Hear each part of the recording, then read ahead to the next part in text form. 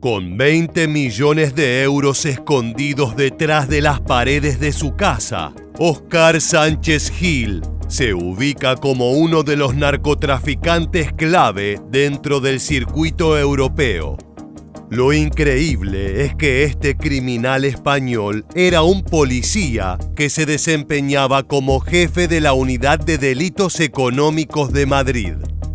Desde esa posición de poder, el anodino, como le decían sus compañeros, construyó un imperio secreto, en el cual era el encargado de abrirle las puertas de Europa a cargamentos titánicos de cocaína provenientes de todo el mundo. Hoy vamos a contarte su increíble historia, cuál fue el nexo que lo sumergió en la vida delictiva y cuál es el futuro de este servidor público corrupto caído en desgracia. Nunca antes un policía había ganado tanto dinero en España. El problema es que Sánchez Gil lo logró corrompiendo su cargo de formas inéditas dentro de la península ibérica. Él era un hombre de trayectoria aparentemente intachable dentro del cuerpo, querido por sus compañeros y superiores. El mando ganó el respeto de la institución luchando contra el narcotráfico y en particular contra el blanqueo del dinero manchado de sangre que genera esa industria. Ahora, Óscar Sánchez Gil permanece en prisión, acusado precisamente de delitos relacionados con el lavado de activos provenientes del trasiego de drogas. Pero ¿cómo es posible que un uniformado altamente condecorado cayese en las redes de los cárteles internacionales? Para averiguarlo, tenemos que volver al pasado y conocer en detalle la personalidad de Sánchez Gil. Óscar es un policía, inspector de policía. Trabaja en la UDICO, que es la Unidad contra el Crimen Organizado y el Tráfico de Drogas. Muy seguramente fue en ese destino donde a mí me parece que fue cooptado por el narco. Discreto, educado y muy trabajador, apodado como el anodino o el soso. Óscar era el perfecto policía, alguien que jamás levantaría una sospecha. Óscar no era una persona que empezara a llevar grandes coches al trabajo, que empezara a utilizar cronógrafos suizos, que se le viera con dinero contante y sonante. En la historia de este policía corrupto confluyen dos elementos fundamentales. Una personalidad tranquila, indiferente, que no llamaba la atención, y un puesto jerárquico con gran autoridad que le permite tomar decisiones fundamentales para la lucha contra la droga en España. Sobre lo primero, tan normal e intrascendente era la vida de Óscar, que se ganó el apodo de El Anodino, aunque en el pasado tuvo un sobrenombre bastante más hiriente: El Mediocre. Es que sus inicios en la fuerza no fueron demasiado auspiciosos.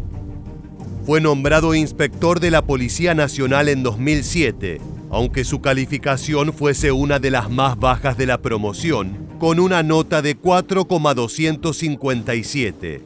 Fuentes apuntan que quedó en el puesto 125 de los 187 agentes que se presentaron al puesto, y que el primero obtuvo una nota superior al 9. Su meteórico ascenso es, por tanto, uno de los principales misterios en esta historia, que siguió con sucesivas promociones en diferentes puestos. Así Sánchez acabó al frente de la mencionada UDICO. Allí, al cargo del grupo 36 de dicho cuerpo, habría sido cuando comenzó su relación con la trama criminal con la que ahora se lo vincula. Es hora de presentarles al otro protagonista de esta historia, el confidente Ignacio Torán. Espacio de tiempo en la UDICO, él conoce a un confidente de la UDICO que le precede a él mismo, que trabaja para la sección cuarta, que es la de cocaína. Se llama Torán, Ignacio Torán. Los confidentes son figuras que forman parte sobre todo de las especialidades de investigación policial, entonces suelen ser narcotraficantes que de alguna manera puedan tener acceso a esas otras personas más próximas a lo que puede ser la cumbre de las organizaciones. Torán era un sujeto extraño.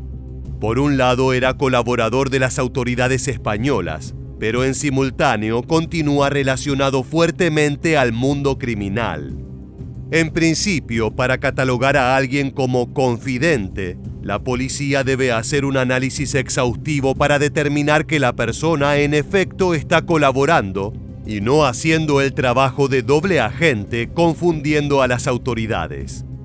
Ignacio Torán era demasiado listo como para revelar sus verdaderas intenciones. Solo lo hizo cuando encontró en El Anodino un socio ideal para el negocio multimillonario que tenía en mente.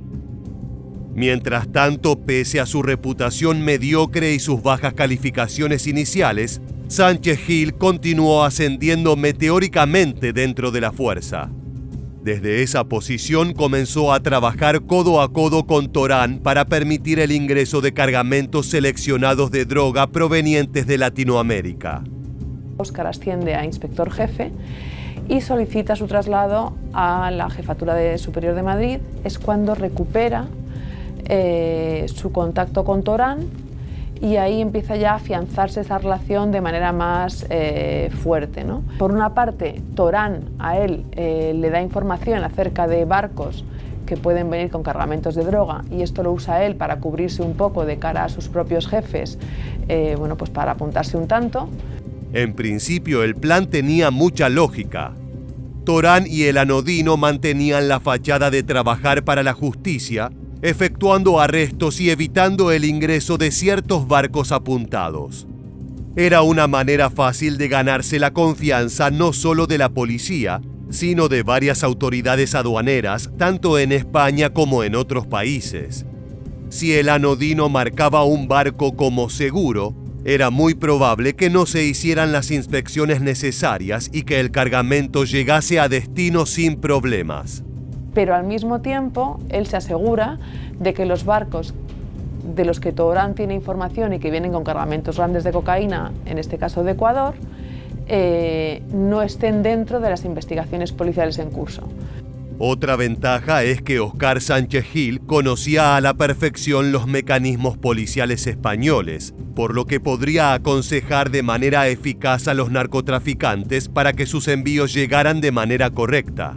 Por ese trabajo, el policía obtenía compensaciones económicas por cada uno de los cargamentos que era descargado con éxito en los puertos españoles. Es imposible establecer las cifras concretas que percibía El Anodino por cada envío. En ocasiones eran unas decenas de miles de euros, aunque hay reportes que hablan de millones de dólares ganados en tan solo una semana. Solo podemos estar seguros de que las comisiones que recibía El Anodino eran considerables y que el policía tuvo que idear un sistema para poder ocultar todo ese flujo de billetes que llegaba a sus bolsillos.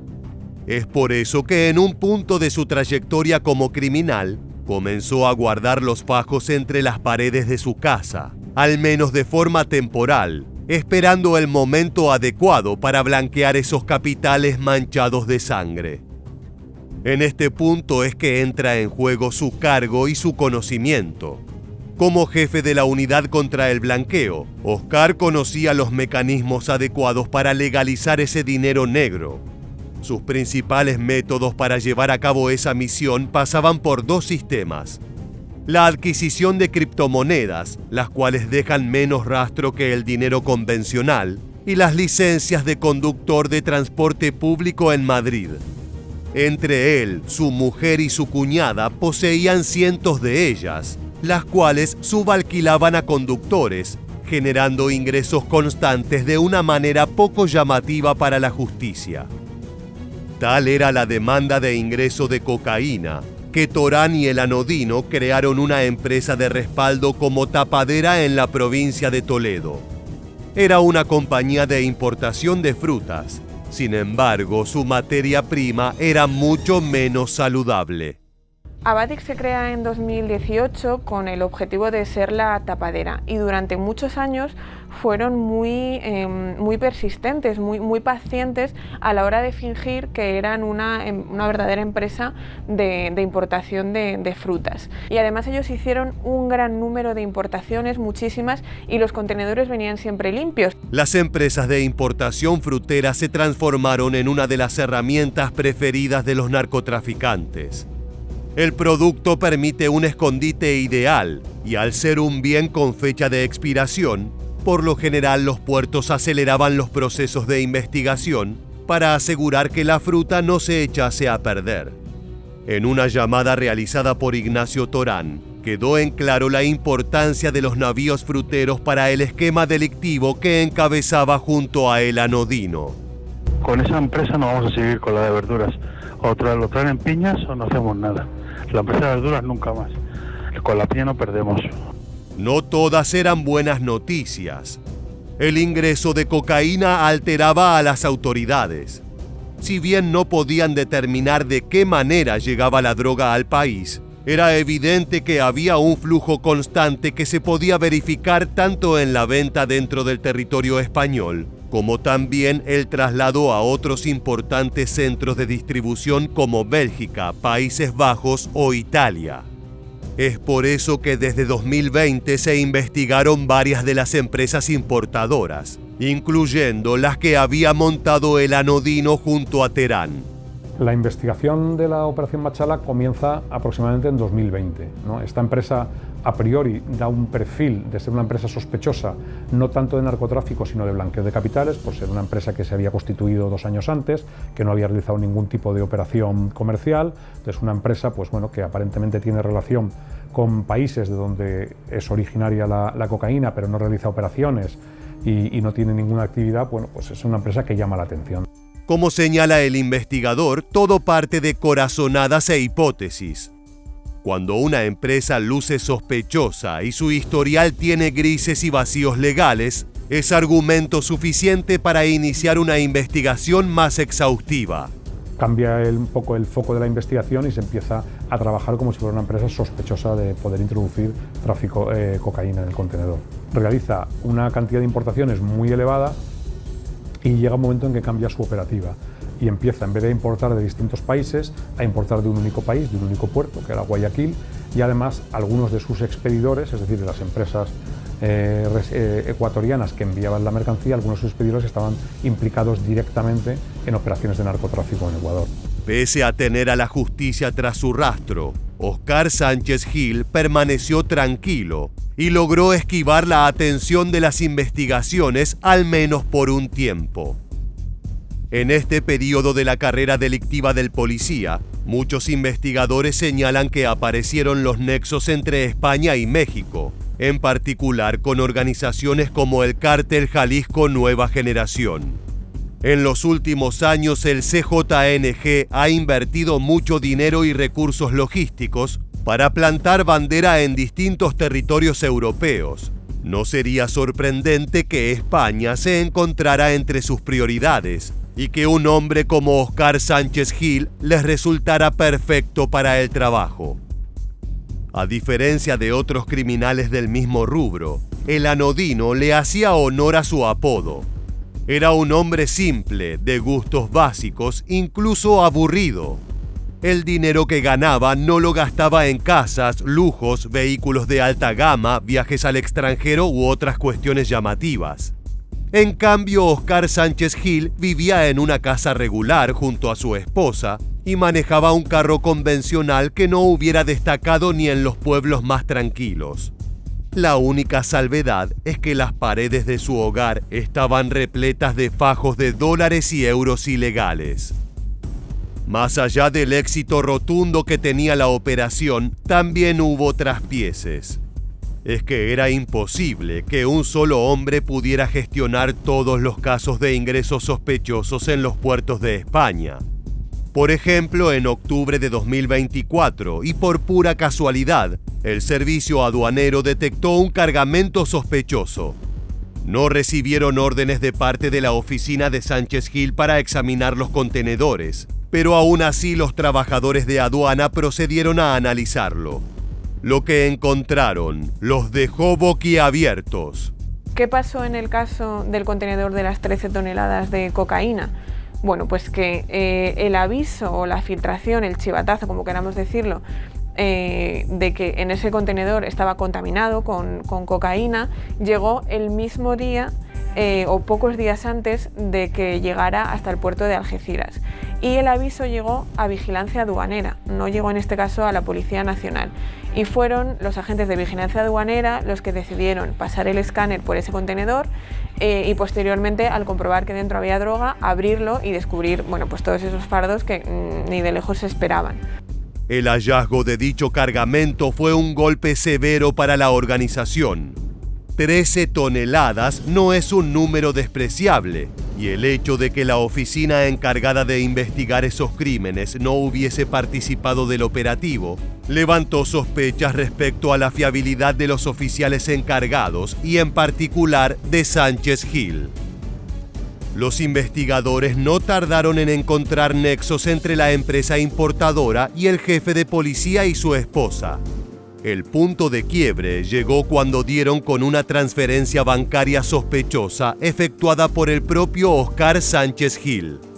Ese giro, así como otros datos financieros, condujeron a los investigadores hasta una casa ubicada en Alcalá de Henares, el hogar de El Anodino y su esposa.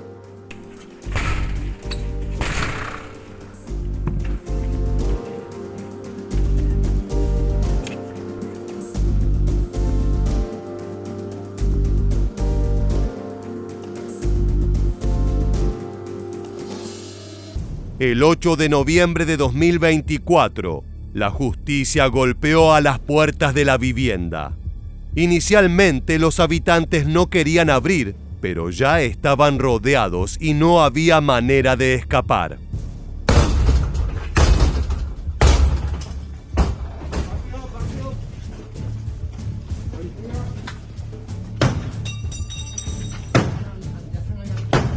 ¡Policía! ¡Señora, abre! ¡Abre la puerta! ¡Abre!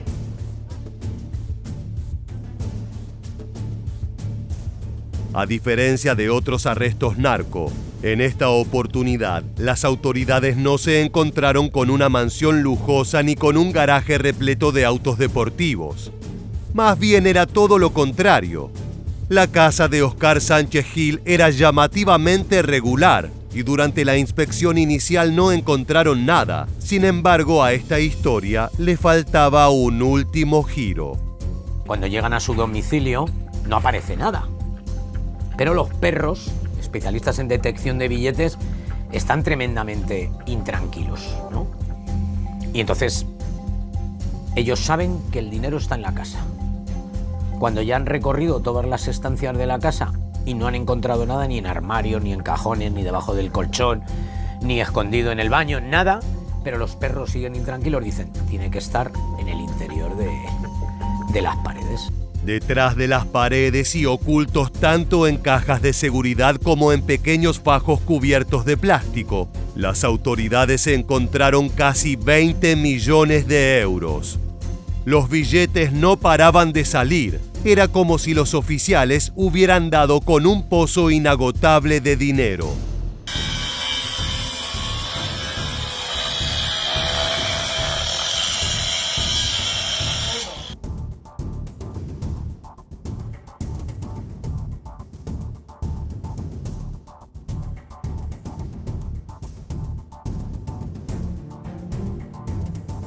Las evidencias eran demasiado abundantes.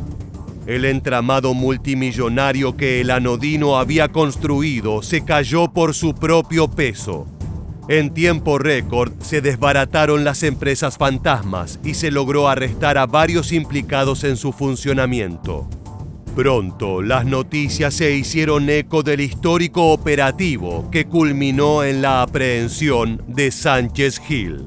Sí, han sido agentes de la Unidad de Asuntos Internos los que han arrestado al inspector jefe del Grupo de Blanqueo de Capitales de la Jefatura Superior de Madrid. Los agentes han registrado su despacho y la vivienda en la que convive con su pareja, que también es Policía Nacional. Se trata de una operación contra el narcotráfico que está dirigida en estos momentos por la Audiencia Nacional. En el domicilio del inspector jefe y de su pareja, en Alcalá de Henares, han encontrado casi 20 millones de euros ocultos emparedados en una pared. Hoy en día, tanto Óscar Sánchez Gil como su esposa y su antiguo socio Terán se encuentran tras las rejas a la espera de una condena firme por trasiego de drogas, asociación ilícita y un sinfín de delitos que se irán sumando a la causa.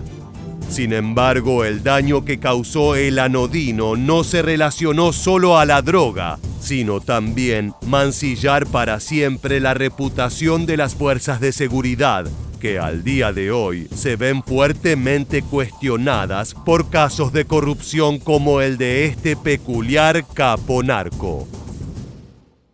De esta manera llegamos al final del video.